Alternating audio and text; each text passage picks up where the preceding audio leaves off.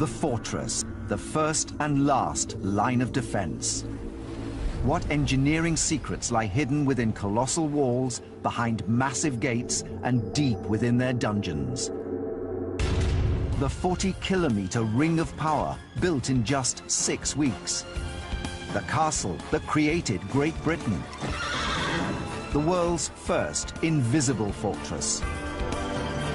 The cannon that destroyed the most durable fortifications in history and changed our world.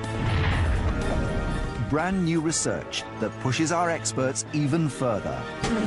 The battle for the mega fort is our ancient discovery.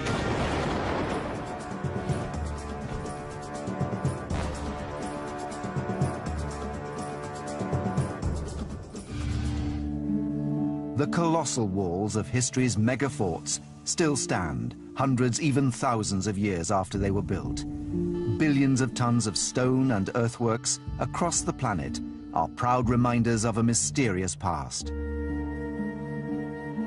So too, the stories of the men who built them and tried to bring them down, who created nations and ultimately our world today. To discover them, we must journey back to a time when men fought and built to dominate an entire world.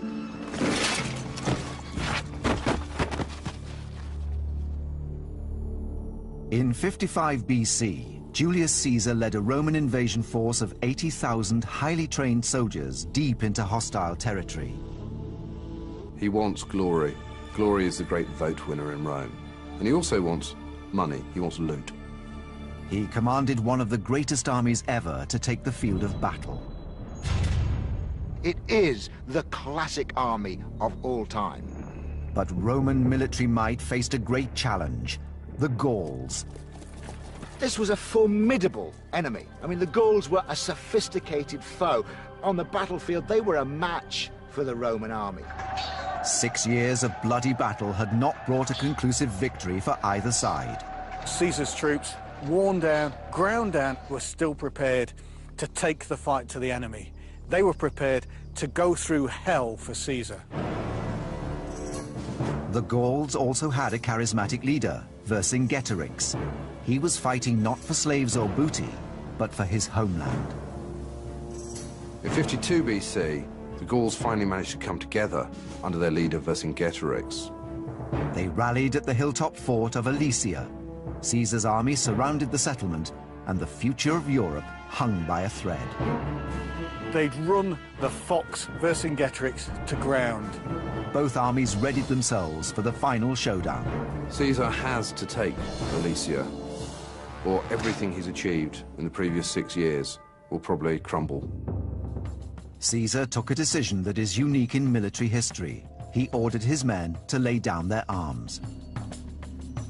This wasn't a battle that was going to be decided with the sword and the javelin. This was a battle, and indeed a war and a country that was going to be won with the spade. In order to trap the Gauls in Alesia and starve them out, Caesar ordered the construction of a fully fortified stockade that would surround the town. 19 kilometers of defenses to be built in just 3 weeks. How was this extraordinary feat possible? The Roman army was an incredibly sophisticated, trained and drilled machine. A legion of 80 was divided into 10 contraburnia, or squads of 8 men. Within the squad, each man had a rotating daily duty. 1 would cook, 2 would guard, the rest would chop and dig to build a fort. They worked a full day of solid manual labor. There was no need for fitness programs in the Roman army. Their entire life was one long physical workout. At Alesia, the back-breaking effort required for 60,000 men to build 19 kilometers of fortification only using muscle was not to be enough. Another danger was on its way, for not all the Gallic tribes were trapped inside Alesia. There's another problem. There's a huge Gallic army of relief heading his way.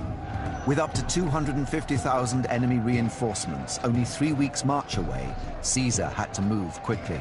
He has to build another huge wall facing outward.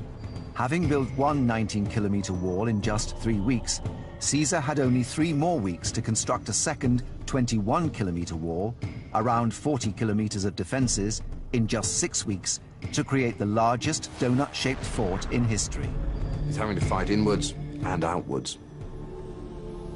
This is the hilltop fort of Alesia, and this is where the Gauls found themselves trapped by Caesar. And in an attempt to stop the Gauls gathering provisions and fuel, Caesar decided to build a wall around the outside of the fort at the base of the hill. However, the Gauls had managed to raise an army of reinforcements which was approaching from the rest of the country. And so to defend against this, Caesar had to build a second wall, a contravallation, which went around the first wall and effectively barricaded himself in between these two walls. And it's from here he successfully managed to defend the world's one and only ring-shaped fort, with enemies on the outside and enemies on the inside. A Roman fortification was more than just a wall. Layers of obstacles formed an intrinsic part of the defenses. Ancient Discoveries is investigating the details of this integrated defensive system, and will test whether it was possible to build such a complicated fortress in the few weeks Caesar had. The mainstay of a Roman fort was its oak wood fence. Damien Goodburn is a leading expert in ancient wood construction. The felling was done with axes. People would cut a V or a mouth or a gob where they want the tree to fall. That's the first cut they would do, and then they go around the back and cut a narrower V, a little higher up, the back cut, which will eventually end in the tree falling in that direction. The next task is to make the stakes that form the wooden walls, known as a palisade. These stakes are called pales. To make pales at speed, the Romans didn't use saws. They split the timber by hammering in tapered iron spikes. The split timber is quicker as long as you've got reasonably suitable material. But a Roman fortress was more than a wall. When you were building a castle, the objective was to put as many stumbling blocks in the way of the enemy. So you would start off, for instance, by building ditches around the outside. John Naylor is working with a team of experimental archaeologists. Today's test for these men is to try and build a section of palisade and trench the way that the Romans would have done it. We're trying to work out just how much this section of 8 men can do in a day. John can then calculate whether Caesar's 60,000 men could have built 40 kilometers in just 6 weeks, with the tools and equipment available. These aren't props. They're not fancy dress. These are real linen tunics, real caligae. Everything from their boots to the tools is just the way the Romans would have had it. So this is a serious attempt at a reconstructive experiment. Experimental archaeology at its best. We've got our 2 trenches and a wall. This layout is specifically designed to stop the enemy being able to approach that palisade. Palisade on its own, a man could stand on his horse's saddle and jump over. You need the trenches to make it all work. But that trench at 1.5 metres, 1.5 yards, it's a difficult jump, and a jump that a horse isn't going to like to make. Onto this. This is deliberately sloppy, soft. This berm is unsteady to land on in between. You try and jump from one into that middle berm, you end up in one of the ditches. Of course, a horse is not going to land on such a narrow gap as this. On into the second trench. This one's finished, it's full size, and it's already starting to fill with water. The trenches and mounds were further defended with sharpened stakes, 2 meters long. By heating them, they get much, much harder. As hard as iron. These are good improvised spears. Stakes like this long, sharp at both ends, Caesar ordered to be placed into pits about a yard deep in a sort of checkerboard pattern in front of the defences. Then he got even more devious. In front of these, he got small iron spikes. These he put in shallower pits, maybe only 7 inches below the surface of the earth, then ordered that brush would be piled over the top. The Gauls came running along, plunged through the brushwood, and these spikes went through their feet. They were pinned in front of the Roman walls, where Roman archers could easily finish them off. Hideous, nasty, very effective. My style of warfare. As the sun sets on Alesia, 4 meters of fully fortified palisade are in place. We've got Trench, berm, trench, bank, stakes, palisade. There's no way I'd want to attack that. Allowing for constant skirmishing and injury, the test gives an indication of how long it would have taken Caesar's men to do the job. The answer is an incredible 5 weeks and 5 days. The fort was fully erected before the enemy reinforcements arrived.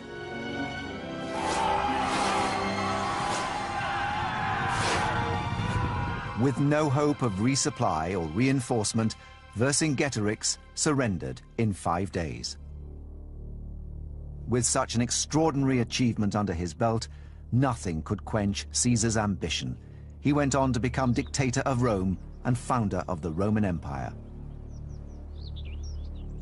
1,600 kilometers to the north, Mike Loades is investigating the castle that helped create Great Britain. This is an act of aggression, and that is what castles are for. Castles are tools of conquest. This is the story of a mega fort built not for defense, but as an aggressive weapon of attack.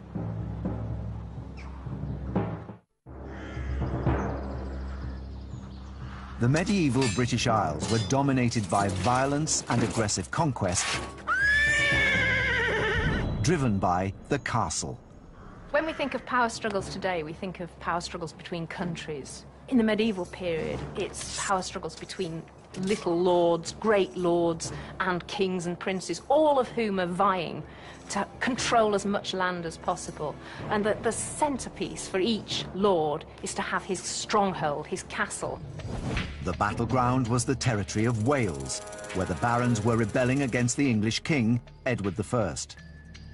Edward I was probably one of the first truly great warrior kings, and his whole reign really was, I think, defined by the fact that he was constantly at war.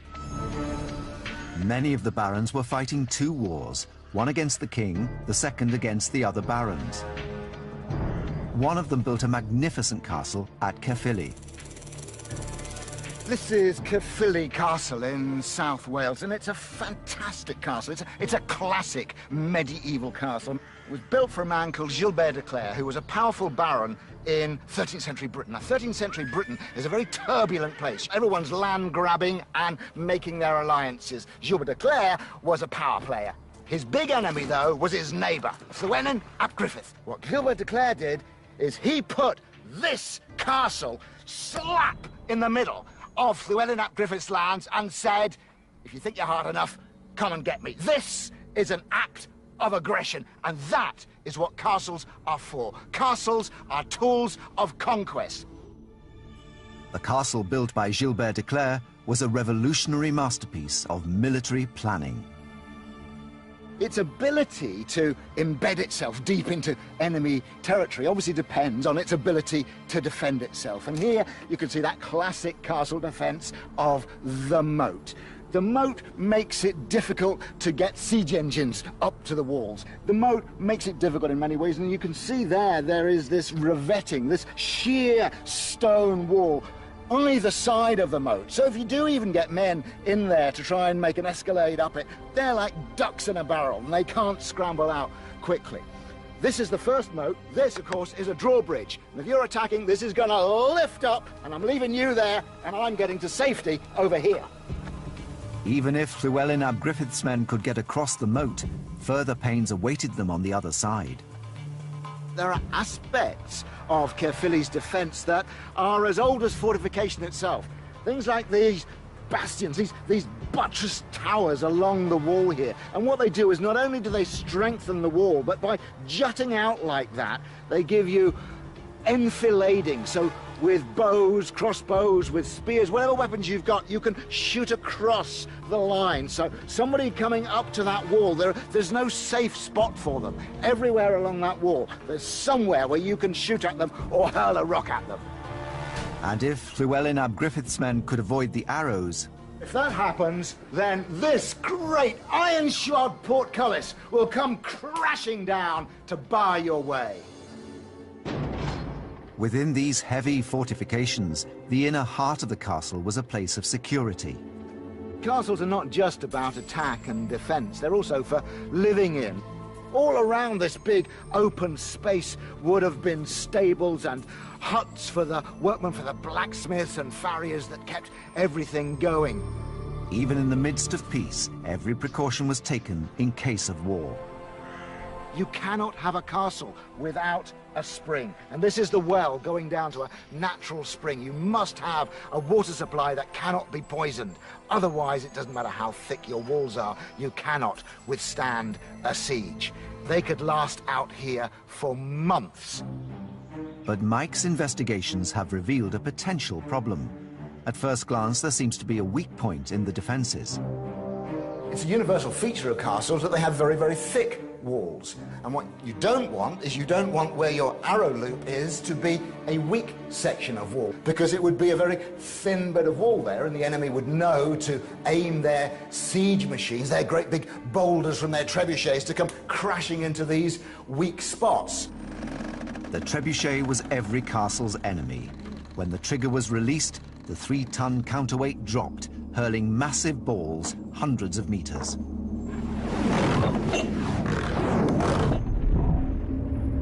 These missiles were easily capable of destroying any weak points in castle walls, but the castle engineers found a solution. In fact, it's one of the strongest parts of the wall, because the architect has built this elaborate embrasure. So there are steep angles coming back here, reinforced by this angle here, reinforced by this archway. The consequence of that makes it very difficult for me to shoot my bow. I can't shoot a longbow in here, because to shoot a longbow, I need that much room. To pull up a strong bow, I need to be able to move it like that. The longbow is too big to fit into the embrasure, the gap designed to reinforce the arrow loop. So the archer with a longbow is having to shoot this far away. Castle defenders had to be as good with their weapons as their engineers were at design.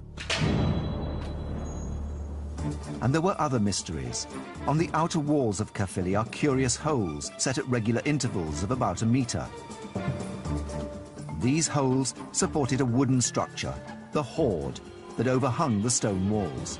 In the Middle Ages, these planks would lift up and the soldiers would be here ready, and they would be crashing down these great boulders onto the heads of anybody brave enough to get to the base of the walls. Caerphilly Castle proved impregnable, and it could be said that Wales would not be part of Britain had it not been for this mega fort. De Clare's arch-rival, Llywelyn ap Griffith, never got used to this enemy fortress in his backyard.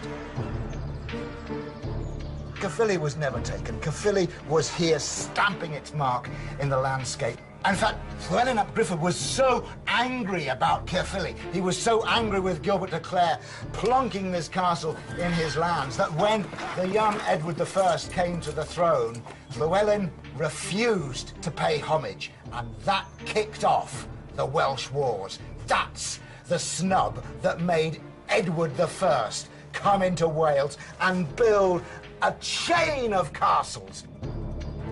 Using the kind of design seen at Caerphilly, Edward I stamped his authority over the land of Wales.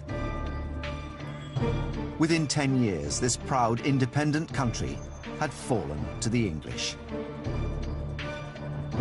But the great thing that he did was to ensure that this wasn't just an ephemeral campaign against the princes, which is what had happened in the past over and over again. He was there to stay.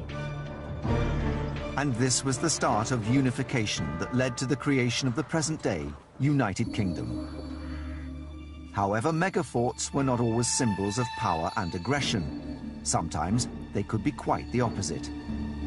This extraordinary landscape conceals one of the strangest and most secretive defense systems ever devised. When the locals were faced with danger, they simply melted into the ground, leaving no trace. Ancient Discoveries is investigating a defensive construction that would not look out of place in a futuristic science fiction film.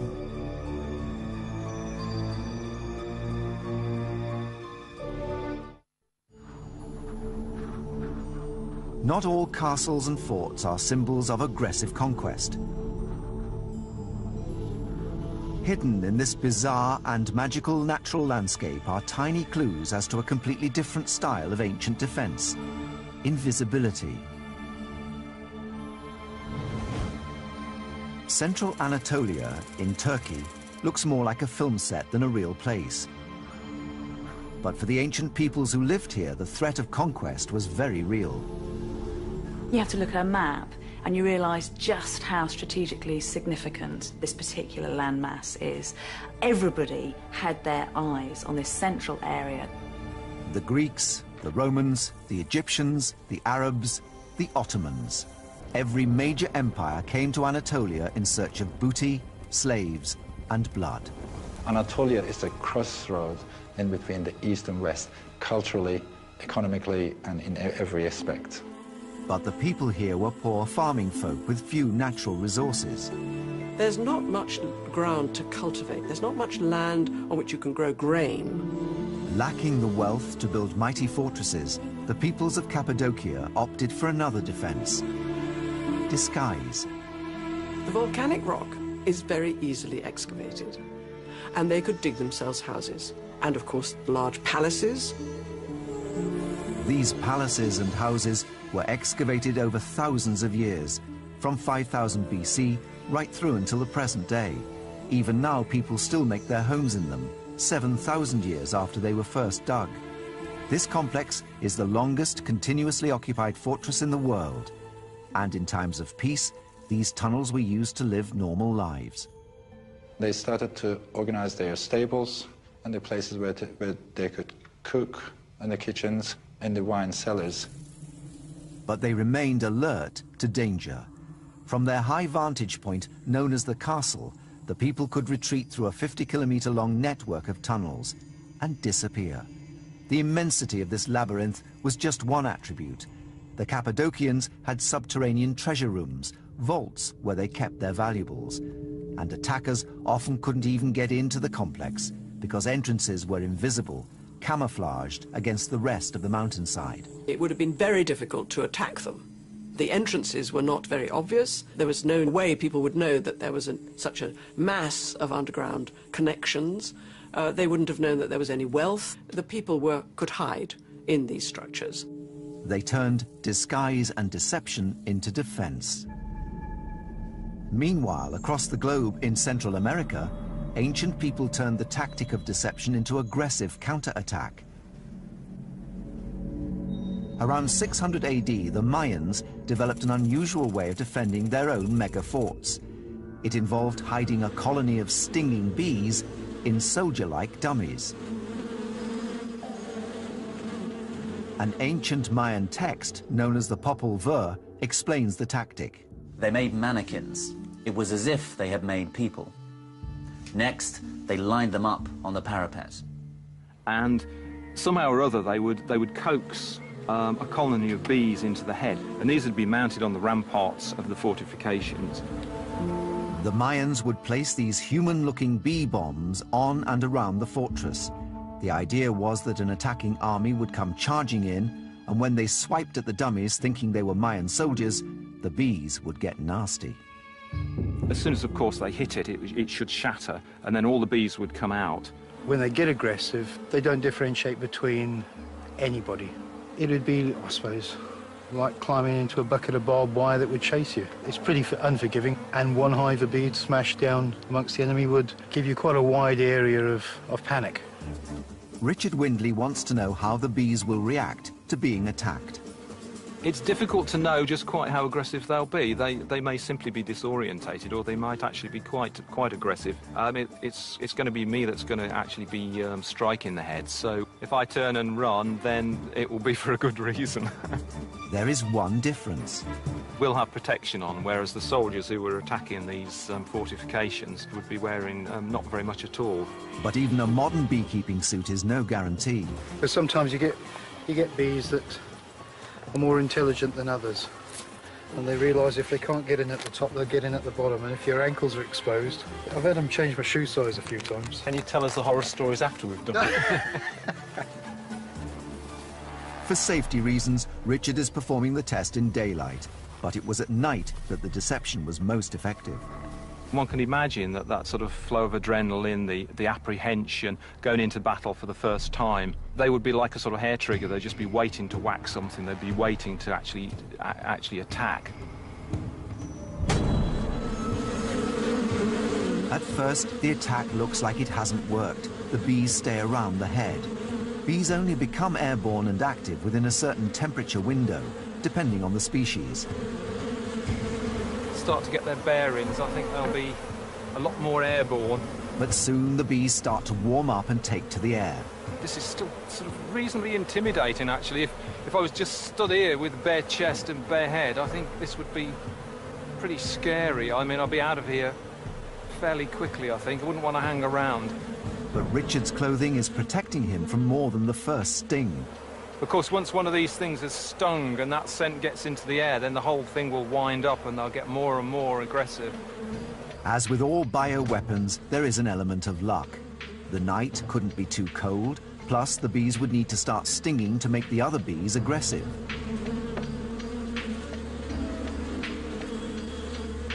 That being said, any defense is better than none, and the bee-filled dummies would have complemented other more traditional methods of defense. In 1453, during a great siege, the largest cannon that had ever been built was put to devastating effect. It was commissioned by Sultan Mehmed II to destroy the walls of one of the largest and most durable fortresses in history, Constantinople. To understand why the great Sultan went to such lengths in his efforts to take the city, researchers are piecing together evidence that stretches back thousands of years to the empire of the Romans. In 300 AD, Rome was ruled by one of history's most celebrated figures, the Emperor Constantine. What set Constantine apart from earlier emperors was his conversion to Christianity. Constantine stamped Rome onto Christianity and stamped Christianity onto Western Europe. Without him, Christianity may not have become the great religion of Europe and the Middle East in the first millennium. But the Emperor Constantine had a dilemma. During the 4th century, Rome was threatened by barbarian tribes from the north. Constantine decided that the struggle of defending Italy wasn't worth the candle. He decided to move his capital 1,400 kilometers east to the city of Byzantium, which he then renamed after himself, Constantinople. And finally, Constantinople became the successor to Rome and the Roman Empire. A new Rome. The Roman Empire wasn't over when they moved to Constantinople. It had just regrouped and moved to a stronger position. The secret of its success was its location, surrounded by water on 2 of its 3 sides. But the new capital had one strategic flaw. On its rear side, it just has this very flat, undulating country. So what the Byzantines had to do is they had to develop massive, monstrous walls in order to protect themselves. A large inner wall provided elevation from which to shoot arrows, larger catapults, even cannon. Beyond this, moats and lower walls provided further lines of defense. Nick Hall, Keeper of Artillery at the Royal Armouries, has traveled to Turkey to examine this impressive construction. By the addition of a moat and subsidiary walls, as we have at Constantinople, you've got defence in depth with a very good chance, as long as you've got enough defenders, of keeping the enemy at a safe distance. And between each wall was a gap called a peribolus. If attackers could make it past the first wall, they were then caught in a killing zone, trapped between the 2 cliffs of stone. Constantinople was a wealthy and tempting prize, but these walls were so dominant and defendable that no army was able to capture the city for over 1,000 years. If the forces were evenly matched and there was plenty of food within the city, it could hold out practically forever. But by the 15th century, hundreds of years after the fortifications were constructed, the world was a very different place. A new emperor, Constantine XI, was on the throne of the city and the empire. But to the south and east, a new religion was growing in power: Islam. Islam had conquered most of the lands around Constantinople, leaving a tiny island of Christianity surrounded on all sides. They had managed to encircle it. They controlled all the eastern coast of the Bosphorus. They controlled the hinterland in the west. They could put a complete cordon around the city. Constantinople was the last Christian outpost in the East Mediterranean. Among the tribes that had been converted to Islam were the Ottoman Turks. The Turks were a Central Asian tribe that, due to infighting and rivalries and population pressures, expanded to come west, finding the borders of the old Roman Empire. The leader of the Turks in 1450 was Sultan Mehmed II. He'd formed the idea that Constantinople would be the crowning glory of his sultanate, and he wasted no time in preparing in his mind how he would go about this great undertaking. Mehmed was not to be underestimated. Being dynamic, aggressive, enthusiastic, ambitious, he was obviously going to get into action as soon as he'd gathered his forces. He could also tap into the Islamic concept of jihad. Islam is an expansionist religion. That was the message of the Prophet Muhammad, to go out and spread that word, just as Christianity is an expansionist religion, sending missionaries all over the world. He sincerely believed it was his duty as a good Muslim to take the Christian city of Constantinople. Mehmed began preparing for war. He wasted no time preparing his huge army. Behind their walls, the tiny Christian population of Constantinople watched helplessly as thousands of Muslims rallied to the call to arms. There was a sense of impending doom. The attack was coming soon, and they didn't know if they would be able to resist it, despite their splendid walls. And this was Mehmed's problem: how to breach walls that history had shown to be unconquerable. The ambitious and ingenious Sultan turned to new technology: the cannon. What Mehmed the Conqueror did was he employed a Hungarian gun founder called Urban. Urban proposed using a new Western technology, the mega cannon, also known as a bombard. Building a bombard was a major undertaking. It was right at the limits of the possibilities of late medieval technology. The technical skill required was extremely high. This was a new weapon and a very important one, but the size of the cannon was critical. This was in a new league. It was a different category of weapon. It was something so ginormous that they didn't know how to defend against it. Mehmed had commissioned not just any bombard, but the largest one the world had ever known. Ancient Discoveries is conducting a unique experiment with this historic cannon. Nothing like it has been fired for hundreds of years.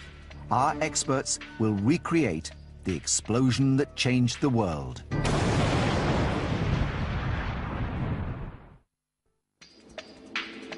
This cannon is a replica of the largest cannon that in 1453 the world had ever seen, and our experts are about to fire it for the first time. Mehmed II and his Ottoman army were waging holy war on the Christian city of Constantinople. His technological trump card was the bombard. These great bombards were the superguns of the Middle Ages, the most powerful weapons on the battlefield. They would have to be. The walls of Constantinople had stood unbreached for over 1,000 years. The walls of Constantinople struck fear into the hearts of the attackers. The cannon was Mehmed's answer to these walls. This is the very beginnings of the heaviest artillery that has some chance of destroying massive masonry fortification. Mehmed threw everything he had at the project. He poured resources into developing the most powerful bombards he could. Don Mansfield is an expert in firing these weapons. It's a muzzle loading piece, that is to say that it's loaded at the muzzle itself. And when we load it, it has to go right back into the main powder chamber at the back here. The ball itself is then loaded again into the muzzle and rolled back. We're going to use an igniter today, a match, electric match, and that will set that off from some distance up on the hill there, and that keeps us all safe and sound just in case anything goes wrong. The 8-metre-long bronze gun was cast in 2 sections, which were screwed together. 400 men and 60 oxen were needed just to move it. On the day the cannon was to be tested, no one knew the impact it would have. A witness to the siege, named Dukas, described the mood in the camp. Public announcements were made to advise everyone of the loud and thunderous noise which it would make, so that no one would be struck dumb by hearing the noise unexpectedly, or any pregnant women miscarry. The immense weapon could hurl stone balls weighing up to 700 kilograms over 1.5 kilometers. These things were so massive, and I think always had such an awesome power, just from their visual bulk and mass. Thus, the cannon was a weapon even before it was fired, a psychological one. Mehmet's bombards alarmed the defenders of Constantinople because they'd never seen anything like it before. But its true power was only realized when it let rip. It was a new technology. The Byzantines had no answer to it. But has the power of the gun been exaggerated over centuries of storytelling? There's only one way to test this: to build one and fire it. I'm extremely excited because I love the sight of firing old cannon, and this is one of the most interesting ones to replicate. It'll be dramatic, it'll look powerful, and I think we'll get some sense of what it was like to be at the siege of Constantinople in 1453. It's been hundreds of years since a cannon like this was actually fired. This really is a first. It's an amazing piece of experimental archaeology. Exactly as 500 years ago when it was brand new, no one today knows how it will behave. Every time it was fired, he was afraid it would crack because the force of gunpowder required to throw this absolutely enormous cannonball that was bigger than anything anybody had ever seen, and the fact that it could be thrown such a long distance, that meant that it was a really invincible power.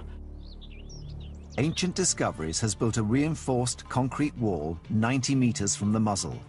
The strength wall is scaled to provide an excellent comparison to the damage the real gun would have inflicted 500 years ago. In 1453, the fuse would have been lit with a live flame. Today, explosives expert Sidney Alford is using an electric spark to ignite the cannon at a safe distance. The team retreat out of the quarry. Okay. Firing! 3, 2, 1. The cannon blasts with unbelievable power. The accuracy and power are devastating. A meter-wide hole is smashed in the wall, and circular shock waves spread out from the point of impact, weakening the rest of the structure. The stone ball itself is smashed on impact, causing debris to fly back 15 meters. It was only a question of time before one great cannonball went in, really smashed a big hole through which the invaders could climb. The modern test echoes the original violent explosion, witnessed by the writer Christopoulos. There was a fearful roar at first, and a shaking of the earth beneath and for a long way off, and a noise such as never was heard before. Then, with an astounding thunder and a frightful crashing and a flame that lit up all the surroundings and then left them black, the rod, forced out from within by a dry, hot blast of air, violently set in motion the stone as it came out. And the stone, borne with tremendous force and velocity, hit the wall, which it immediately shook and knocked down, and was itself broken into many fragments and scattered, hurling the pieces everywhere, and killing those people happening to be nearby.